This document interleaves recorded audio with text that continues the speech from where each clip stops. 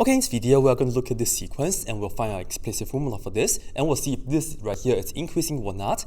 And in the end, we'll see if this right here converges or not. Here we go. First of all, look at the top, 3, 6, 9, 12, and 15. And of course, keep on going. And of course, right here, we just keep adding 3 on the top. Therefore, we have a arithmetic sequence on the top. And on the bottom though, from 7 to 14, from 14 to 28, notice that every time we just multiply by 2. So that's a geometry sequence right here. And the strategy is, let's just look at the formula for the top right here first. Well, on the top is arithmetic. This is what you can do. You can just write down A1 plus n minus 1 times the common difference. And you can use this to set up for arithmetic sequence. And of course, A1 is 3. We'll just put that down right here. And this is equal to that. And then we have plus n minus 1 times D.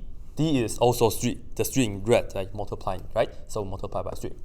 And of course, right here, we can just work this out real quick. This is 3 plus distribute, we get 3n minus 3. Of course, 3 minus 3 is 0. So in the end, we just get 3n like this. And a quicker way to do the arithmetic sequence is that you can just notice it has to be n to the first power for the arithmetic sequence. And the coefficient is always going to be the common difference because d times the common difference, d times the n, so that's the common difference times n. And in the end, once you put this down, you just have to ask yourself, do you have to add anything or subtract anything so that you can actually produce the first term when n starts with 1? In this case, we don't need to, right? When n is 1, 3 times 1 is just 3, so we are done. So that's the formula for the top. And then we are just going to find the formula for the bottom.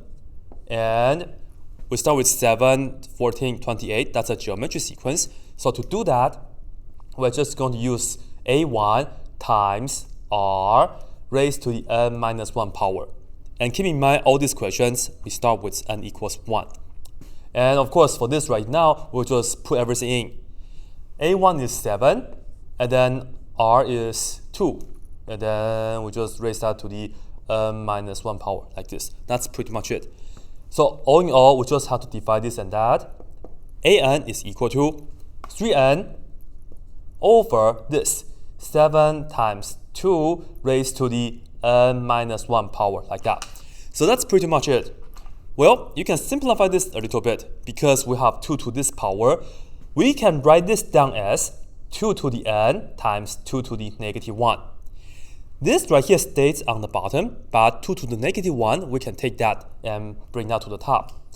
And when you do that, we will end up 2 right here to the first power, and then of course you have the 3n, and of course the rest, 7 times 2 to the nth power right here.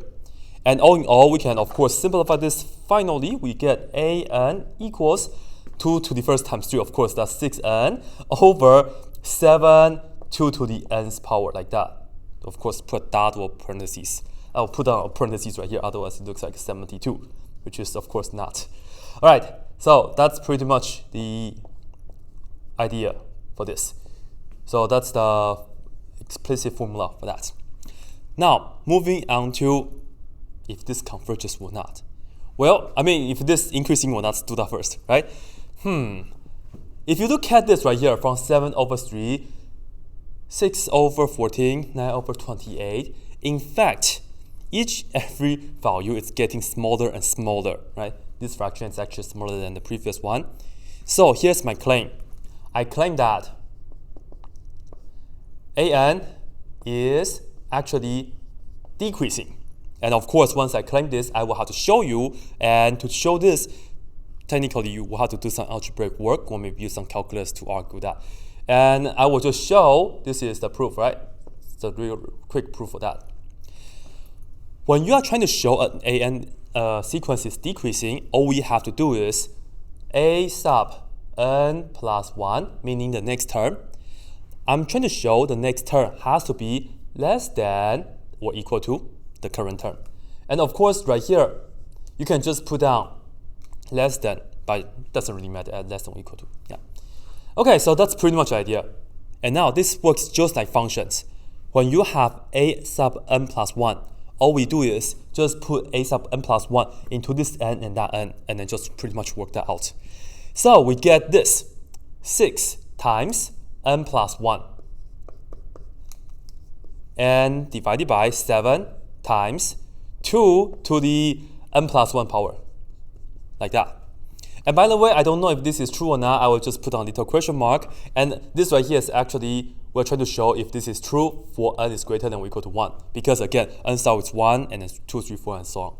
Anyway, continue. Just go ahead and check. An is just exactly that. So just put that down. 6n over that.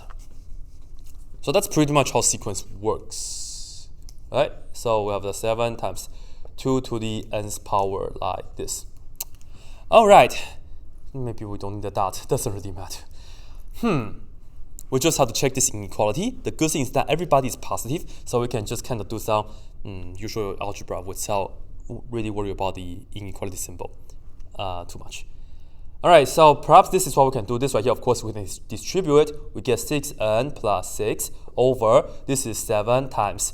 Let's rewrite this part as 2 to the n times 2 to the first, and are we going to get this being less than or equal to 6n over 7 times 2 to the n?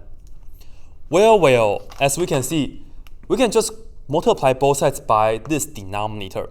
Again, the denominators are positive, so we can just multiply, and we don't have to worry about the inequality symbol.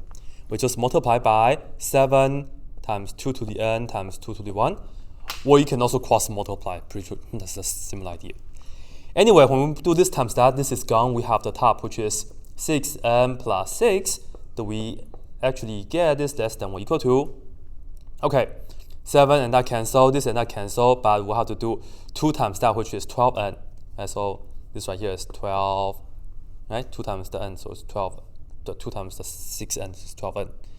And now we can just do more algebra. Minus 6n on both sides. We have 6 is less than or equal to n. And then we just, minus 6n on both sides. So 6 is less than or equal to n. Well, of course, divide both sides by 6. Read it backwards, n is bigger than or equal to 1. And that's exactly what we have. So this right here is true. So in fact, after the first term, it will be decreasing. That's the beauty of that. So an actually is decreasing, right? So you can just make your statement and you prove your statement, right? That's the claim, right? You make your claim. All right, so that's all. And the last thing is that we'll see if this right here converges or not. I will say this. We are going to check the limit as n goes to infinity of an, which is that, namely 6n over 7 times 2 to the n, like this. Let's put on parentheses again. Okay, so here's the deal. On the top, we have a power function, n to the first power, but on the bottom, power sequence, n to the first power. And then this right here is technically an exponential sequence, right, 2 to the n. And the idea is that based on the list, we know that the top is much smaller than the bottom. So in fact, this right here will give you 0, right? This right here will be giving you 0. Why? Because again, right here, you can just say by the list. N to the p's power is so much smaller than b to the nth power, right? And you can just say that's by the list. When you divide, the limit will be 0. So in another word, we can finally say an does converge. And we know that this right here, it actually converges to 0. So that's pretty much the idea. And this is what we do. That 1, 2, 3, right? So that's it.